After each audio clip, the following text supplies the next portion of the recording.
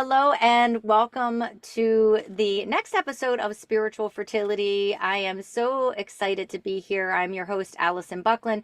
And before we get into this episode and I get to introduce the guest that I have for us today, I want to take a moment to thank everyone who has found this podcast, who has listened to the episodes, who have connected with the guests that have been on the show. And I appreciate each and every one of you and hope that you will continue to share this platform with those in your life who are needing some inspiration and guidance and confidence building to understand themselves better and to be present on this evolutionary journey that is our own spiritual fertility.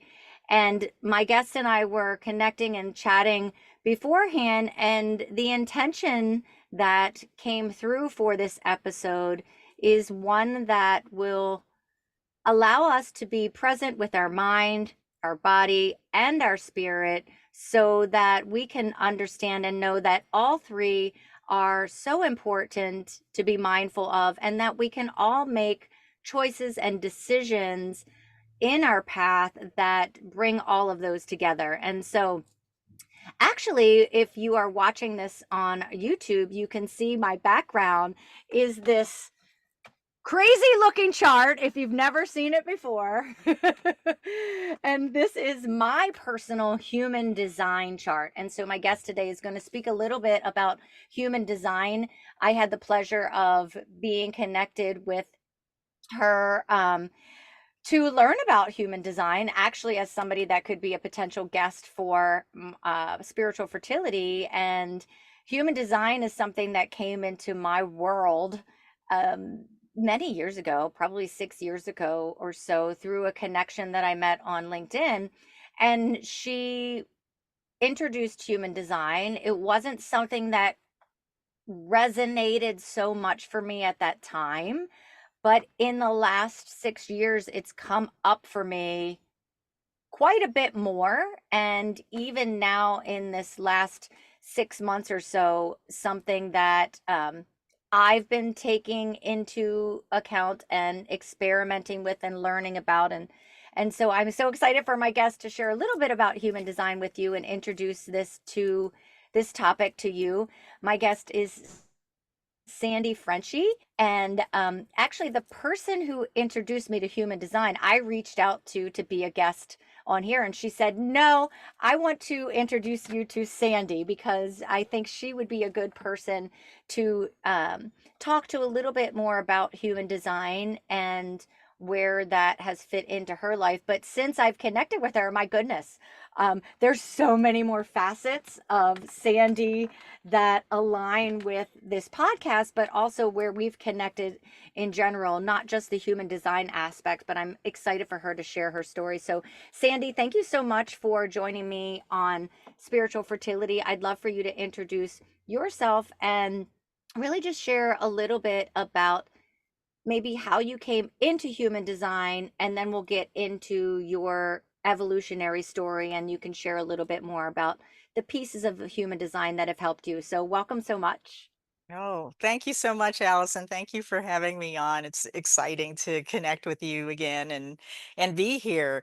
So, my name's Sandi Freschi, and I am a human design guide. I'm also trained as a life coach.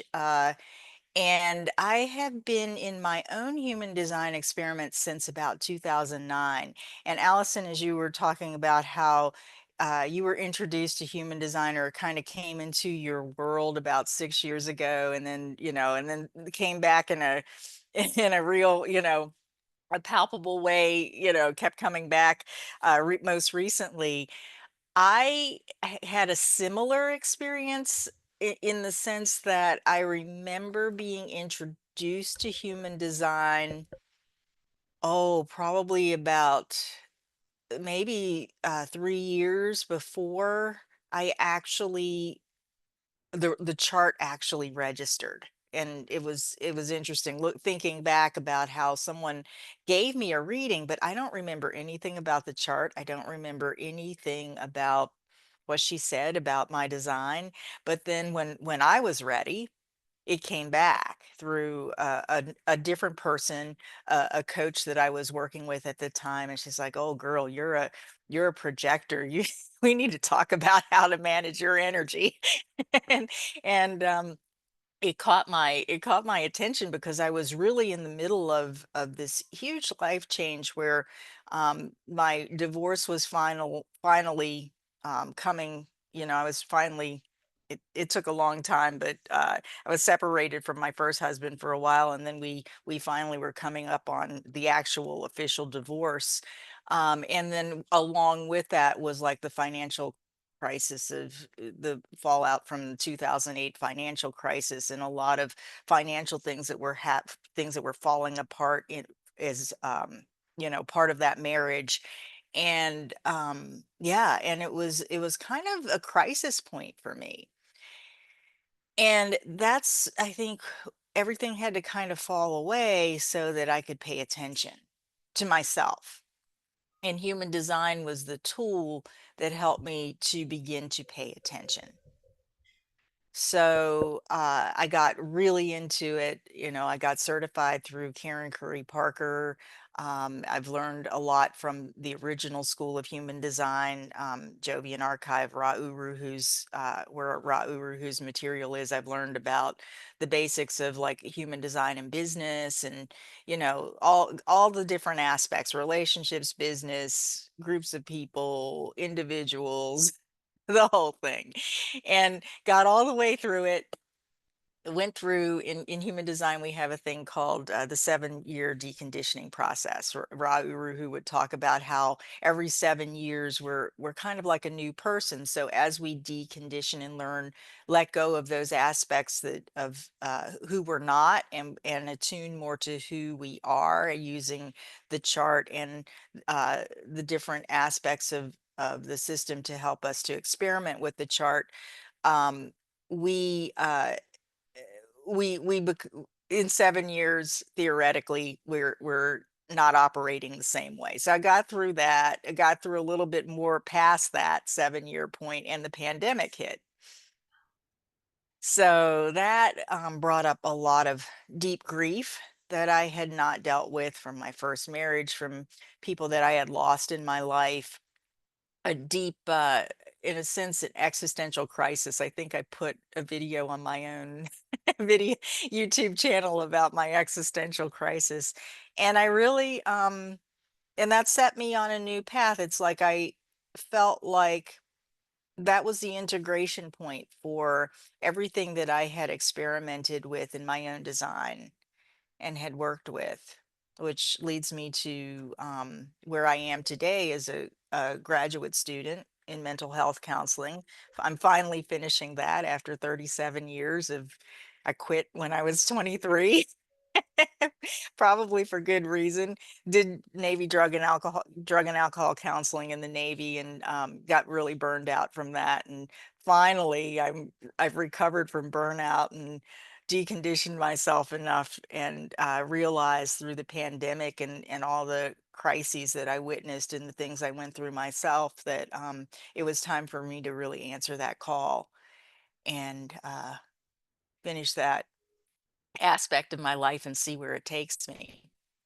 Yeah, that's fantastic. And I mean, it oftentimes, right, it's those crises in our life that can either make us or break us, right? Like you can easily take different paths when those things and that darkness comes, and you chose to lean into that healing and the self-awareness and listening to your body, and choosing to go back to school. I mean, it sounds like you've had definitely an evolution of careers physically, right, in your life.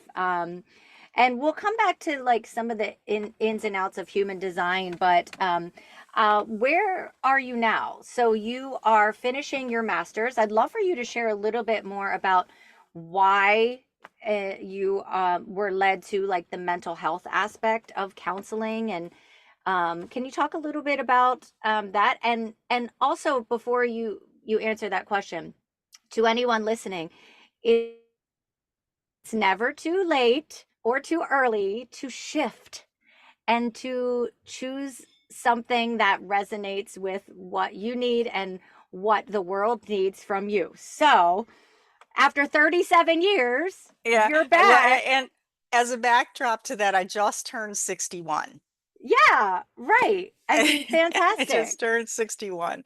So this is kind of the retirement leg of my career. So,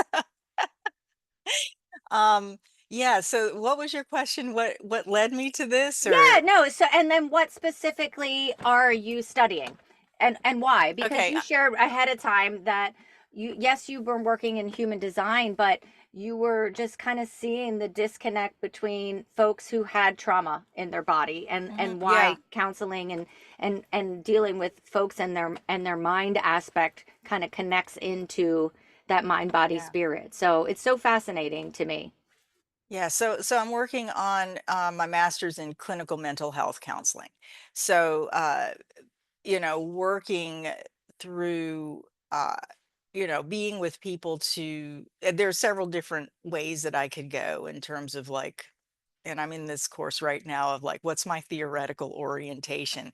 And for me, what I'm coming to understand is like, I'm very body mind oriented.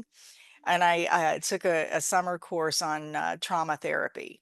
And I realized that I really I'm really fascinated by how the nervous system, how trauma affects the nervous system, and uh, how to work with the nervous system along with people's mental perceptions and um, emotional experience to bring about a better balance and a healing from trauma so that they can be more functional.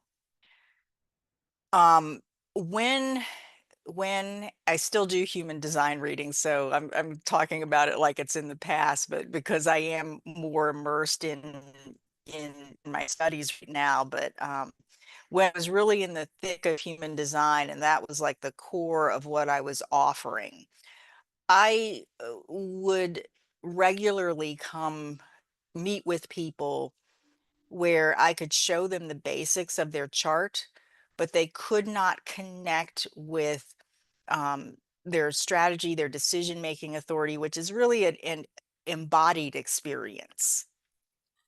And that's part of what led me to understand that there are limitations to understanding how your energy works from a mental level, from looking at a chart and dissecting and analyzing all of the themes and all of the functions and what that means for you in your life. And I love the chart. I think it's like, you know, the deeper you go, the deeper you go, and it's just immensely fascinating. And I'm constantly still getting insights as I'm studying certain things in with mental health counseling. But for me, I'm a healer at heart. I want to get in and I was telling some of my classmates this the other day in class as we were talking about our theoretical orientations and who we wanted to work with. And I was like, I want to do the hard work. I want to maybe I need a balance.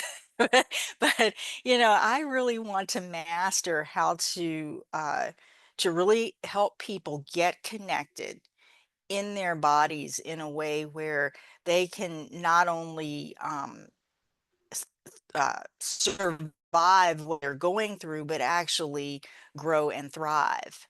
And that's something way more fundamental in a sense, especially for people who have had deep childhood trauma or have had or are in a state of deep grief. The human design chart is something that maybe they can um, make utilize once they've come to some sort of better balance in their nervous system, release some of the immediacy of what they're going through and healed some of that so that they can actually feel what's going on in their body and experiment with what's on their chart. But if if you can't feel that, if you can't get in touch with those basic fundamentals of what's happening in your mind and body and ground that, this chart is just part of the mental chaos that can happen, that can really spin people into more trauma at times. And not for everybody, but that's kind of what I've seen. Um, Yeah. so Wow. I mean, I can really feel that, and the importance of recognizing that mind body connection, right? And how different experiences get stored in our body or in our subconscious mind, and working through those is takes time and effort, um and healing. And then there's that space where, okay, maybe there's more clarity that I can see something like human design weaving its way in. But so I just think it's so wonderful how you've just followed your nudges to help those. I mean, you said it, what you've learned about yourself, you know, that you want to do the hard work with yeah, folks and be a guide for them in understanding how that's all connected. And human design is a tool yeah. to help in that process. And so I think it would be cool to kind of just give maybe like a brief introduction for those who are like, what the heck is even human design, like what it's based on, and maybe kind of the main aspects of it. And as you go into that, I can share a little bit about what I've recognized from learning those aspects, and what's come through, for me as well as you. And we're both projectors, and so I know you'll get Hmm. into that, but um, it's now that I understand what type I am. Projector is the type, right? The energy type, The yes. energy type. Okay, the Yeah. energy type.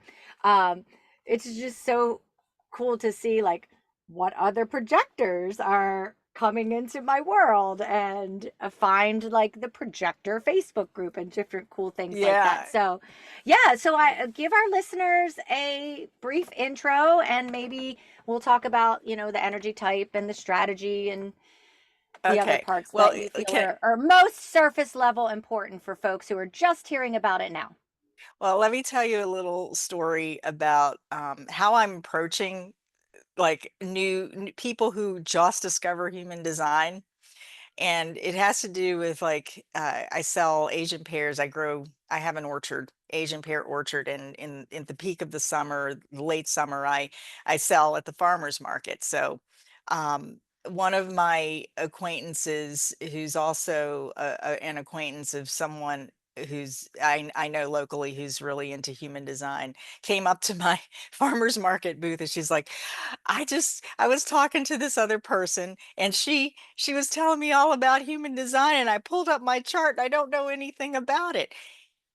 Old me, it was earlier in my human design guiding journey, would have taken that chart and given her a reading. I know better now. I'm a projector. She didn't Ah. invite me to do that.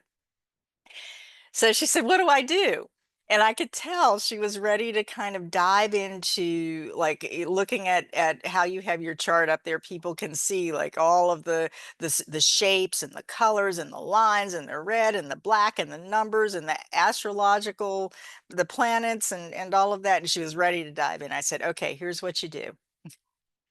You're Googling. I know you're Googling because everybody Googles. You've got your chart. I want you to Google what it means to be your energy type, what your strategy is for your energy type, and what your decision making authority is." And I pointed her to some reputable sources. Like I always point people to the sources that come out of Jovian, because there's a lot of controversy about Jovian Archive, but that's a thing for another podcast. But that's the source material from Ra Uru and the human design system that he created from his um, channeling of this chart. So I said, when you're done with that, I said, don't look at anything else on you can look at profile. Okay. You can look at type, strategy, authority, and profile. When you have Googled all of that and kind of have questions about that, come back to me. Yeah. Right, because that's such a good starting place. And for those that are just hearing about human design, it's based off of your birth date, the time of your birth, and the location where you were born, right? Yes. Hmm. Yes, and that gives you the astrological pinnings for your birth time. And if people are looking at their own chart, they'll see on the right hand side there's a bunch of it's the black side of the chart, and it may be labeled personality. And that is like your astrological birth chart at the time of your birth, with the gate activations of that are derived from the I Ching, which kind of gives you like a deeper understanding of the flavors of each of those. And then the chart is calculated so that 88 days before that, there's on the red side of your chart is your design date. And same kind of thing with the themes derived from the astrology and the I Ching and all of that. That's not so important. Those are just timestamps. What's important is what's in the middle with all of the energy centers, which are those squares and diamonds and triangles and all of that, and how they are connected through the red and the black themes. The personality and the design themes. Personality is the conscious themes, who we think we are. Design is on the red side, is the activation of our energy in those themes, basically at the beginning of the third trimester of our development as a fetus. So it's more of the unconscious body kind of themes. Some people say that it's also related to ancestral kinds of things too, if you really want to go deep, but I'm trying to keep it on the surface here. So those come together to make to show you how your energy activates and either consistently or inconsistently functions within your own system. And that's what's in the middle. And that's where we see like the chakra system. In the Hindu system, it's 7 chakras. And in human design, Ra Uru, who got the information that we've evolved from a 7-centered being to a 9-centered being. So we have 9 centers that we're working with, and those are functions in human design. And then like the half lines, or they're really just like one, you'll see numbers on each of the centers. Those are gates. Those are the I Ching gates that show us what our characteristics are. And then when 2 gates come together, it makes a channel, and a channel is like a core strength.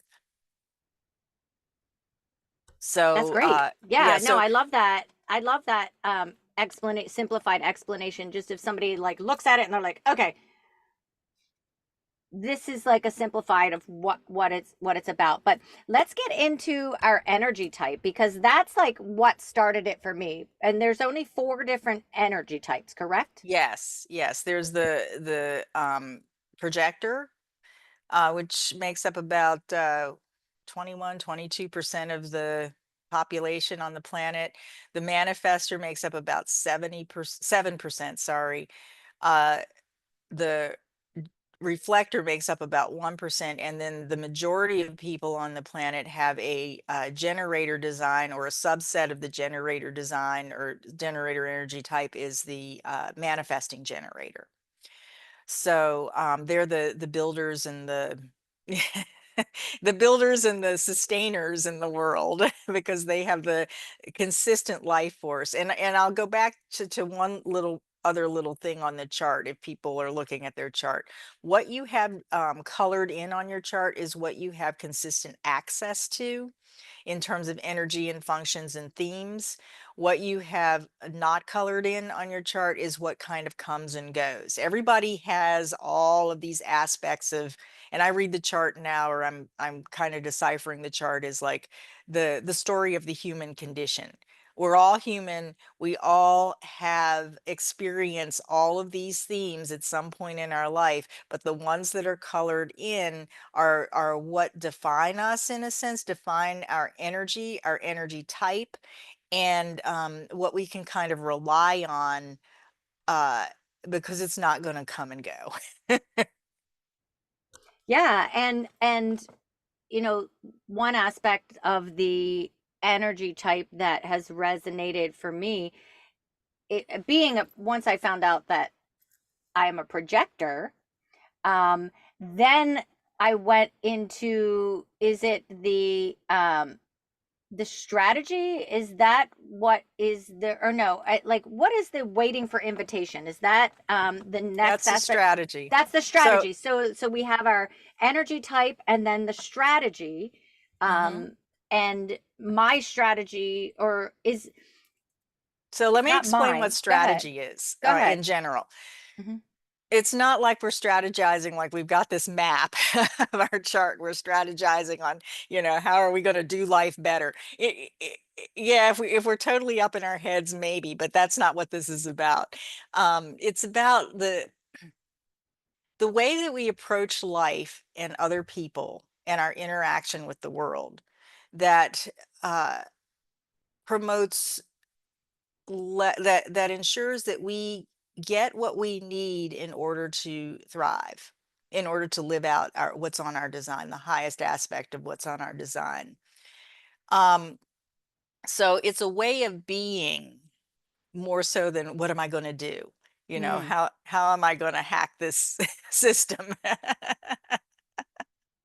So and especially for the projector energy type, we're the guides. And let me talk a little bit about what these energy types are about. They're actually ways that describe how our auric field works, our energy mm, field works. So for instance, the projector has this energy field, this aura that is penetrating.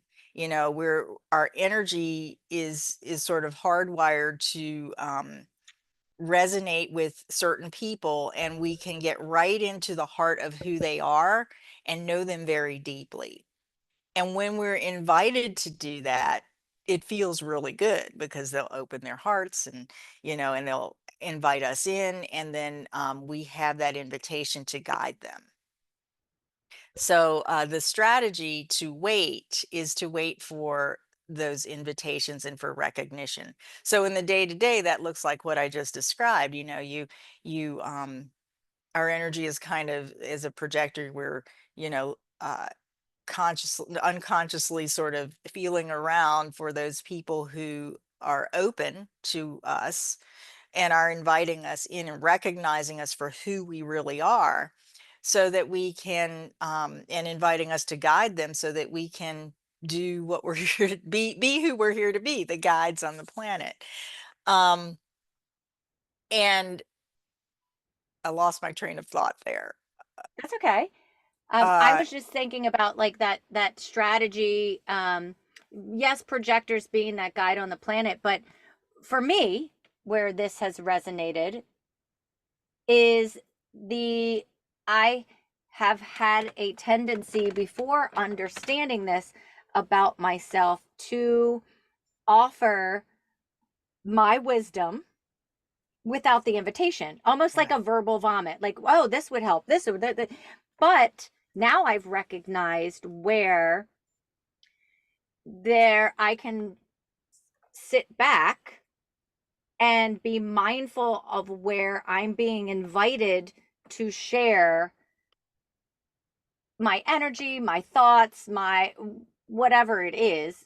For example, I was invited to, at my school, share a professional development session. It was a general invite for anyone who wants to share.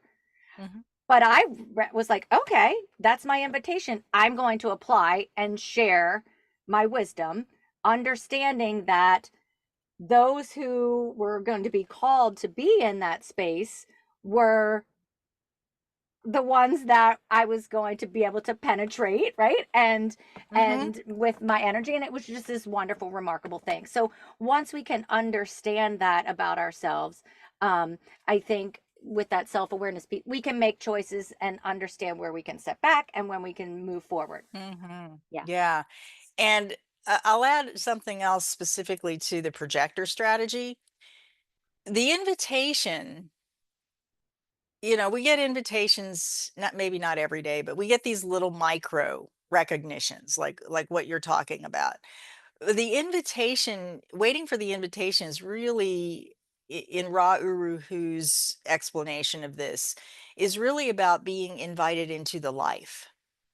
Mm, Like one invitation can last. I've heard him say this, or read something about him saying, like, one invitation will take up the majority of your life if it's the right invitation. So one of the things that doesn't get put out there, and I think this is why projectors get so caught up in, do I do something? Do I not? Do I say something? Do I not? Is because do I just sit here and like meditate for years, or what do I do? Is because fundamentally, when we're in the right conditioning field of other people, uh, the perceived limitations of being a projector, which means, projectors don't have consistent work energy. Projectors aren't here to work and build like generators and manifesting generators. They're not here to initiate like manifestors. Um, and that in our generator dominant culture can almost be like a disability, or mm, perceived as a disability. But when the projector is in the right energies, the right life, on purpose, on their purpose, have been invited into that. And it doesn't mean that you're staying in the same thing all the time. As Ra Uru who would say, like, one invitation, you could move from one thing, the invitation ends, the next thing comes. But the your capacity to be a guide, and to be recognized, and have your contributions lead to success, which is like the signature theme of the projector, is it's no longer an issue. There's like, I notice in my own life, when I just like, in this phase of making this transition into graduate school, I took a year and didn't do anything except mm. paint pretty pictures. I saw clients as they came to me, but I wasn't working my business, and I was just in my space. I just stopped. And then slowly I moved into this energy, or I gravitated toward this energy where there was an opening to graduate school. Like, I called the director, and I knew that this is something I wanted to do for since I was 12 years old, to be a therapist. I have a different definition now, a broader definition of what that means, but I called the director of the school. I just missed the application time for the next class coming in. So she suggested some things. I felt like I was being drawn in by Mm. her, unconditionally accepted. She was very receptive. She was very helpful in terms of telling me, why don't you take just a course a semester, and then apply. By the time I applied, I was in already, because I knew I knew most of the professors. I'd been in their classes. We'd interacted. They got me. I got them. What I was studying is actually very current to, you know, is way head and shoulders above what I would have learned in the 20th century. And it was like, that is an invitation, even though well, the I guess the official invitation was a letter that says, you're in the next Sure. cohort and whatever, but I was already in. And in that sense, what I've become aware of is that I have the energy to go and study and apply myself and get up and go to school. And study for hours on end if I need to, or go and do a project or whatever. I have that. There are times when, I'm tired and I need to not overdo it. But being the perceived limitations of being my energy type as a projector are not there. And I feel successful. Mm-hmm. And that's another thing. Like that, if I were to say there's like a, what do we do? Type, strategy, authority, profile. If there was a fifth thing, it would be your emotional theme and your signature theme, like your not Mm-hmm. self theme and your signature theme. But that's Yeah. probably a conversation for another time. Sure. No, and that, yes, and that helped me as well in that. But I'm also, as you're speaking, going back to that mind, body, spirit connection and bringing in that spirit, and being open to, the path ahead, and that there are spiritual aspects that sometimes are outside of our explanation, right? Hmm. And how we think. But can the invitation or nudge, or how I'm interpreting that, and being open in my spiritual side, is like sometimes those invitations and like nudges almost can come from like my intuition and guides and my inner knowing and signs. And it's just so fascinating how it can all be connected.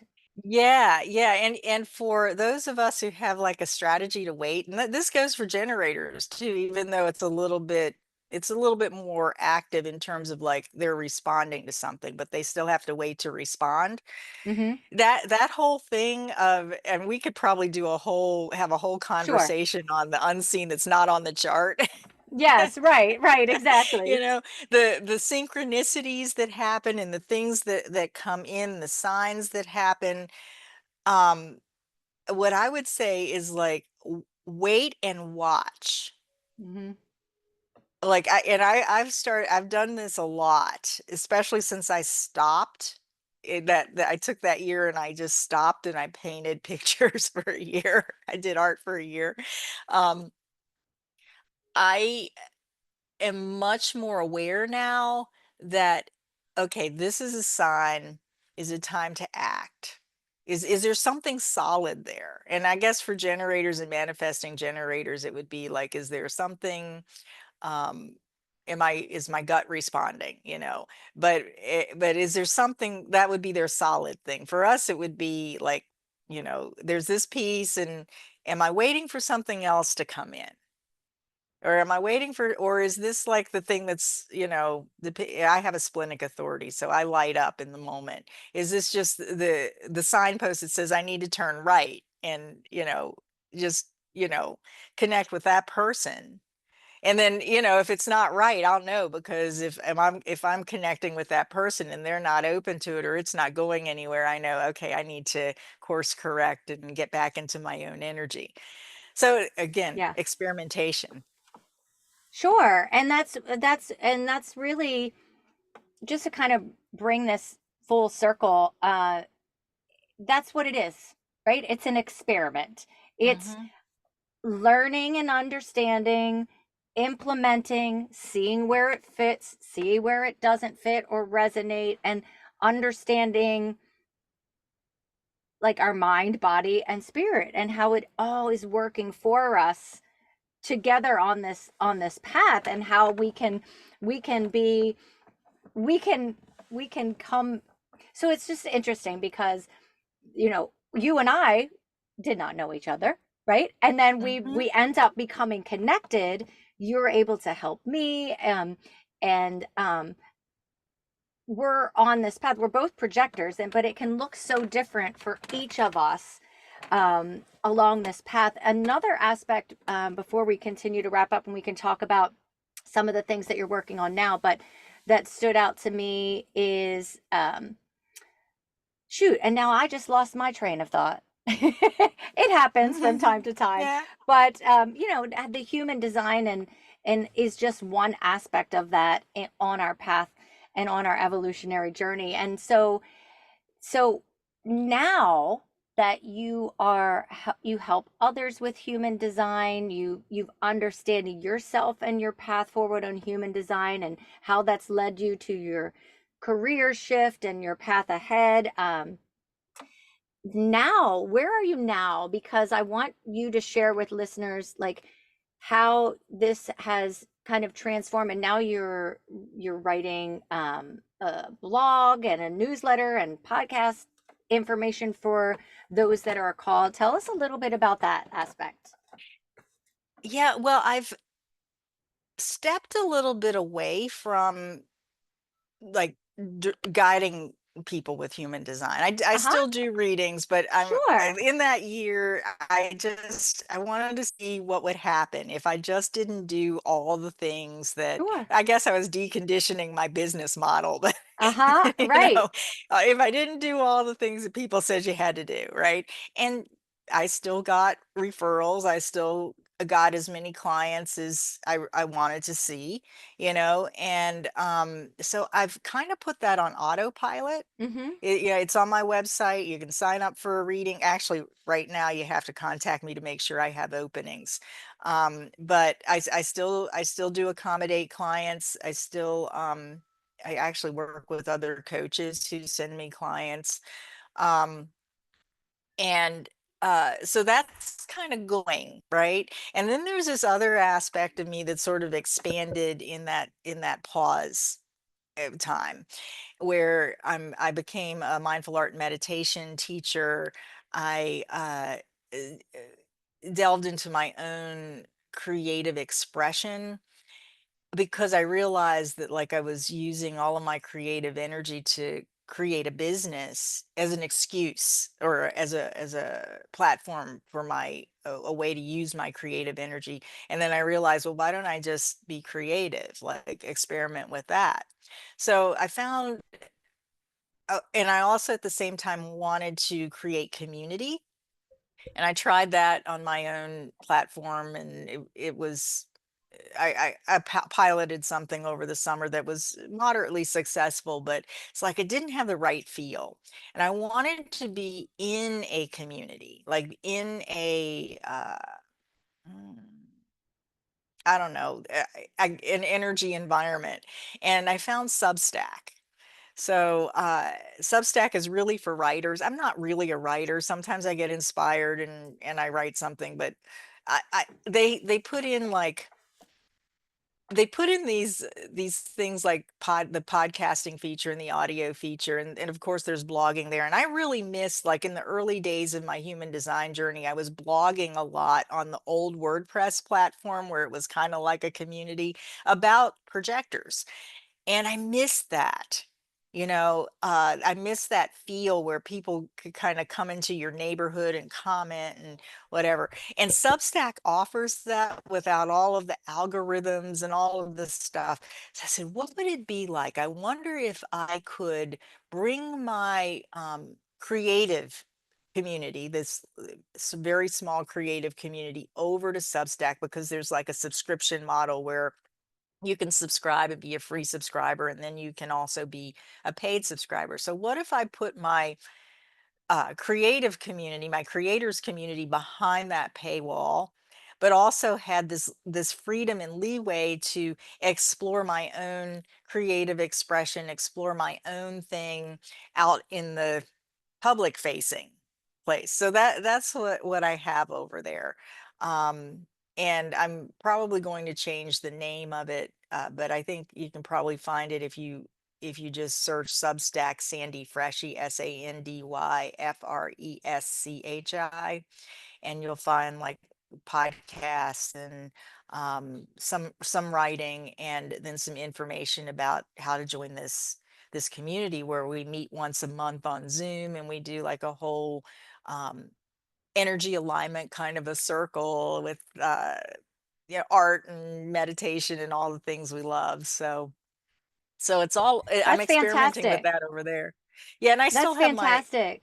I still have my human design experiment YouTube channel as well, that I don't post on as often, but I'm releasing Mhm. some dormant courses that I have on there, video by video. So for anyone who's Perfect. interested in Perfect that. timing. Perfect timing. Well, I'll be sure to include those links in the show notes for those who are drawn to connect and learn a little bit more. And then, sure, that's wonderful. I so appreciate this introduction and this conversation and this energy that we've shared. And I think that our intention has come through really for those that are listening to be mindful of that mind body spirit connection, to be curious about different tools that can bring us self-awareness, human design certainly being one of them that has come along my path and certainly your path. But and I think our listeners who are here for a reason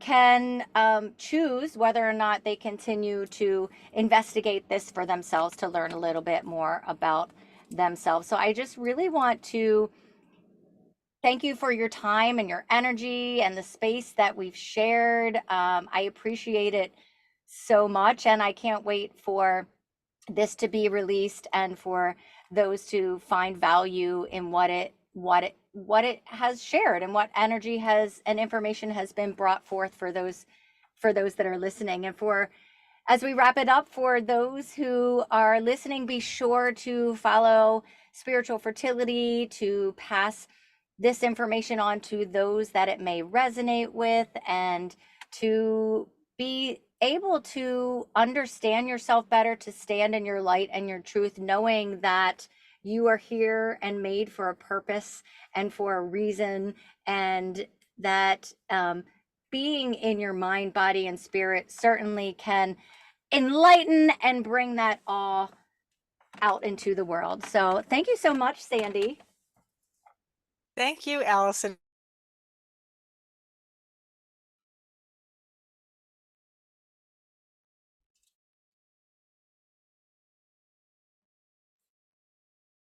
And it's been a pleasure.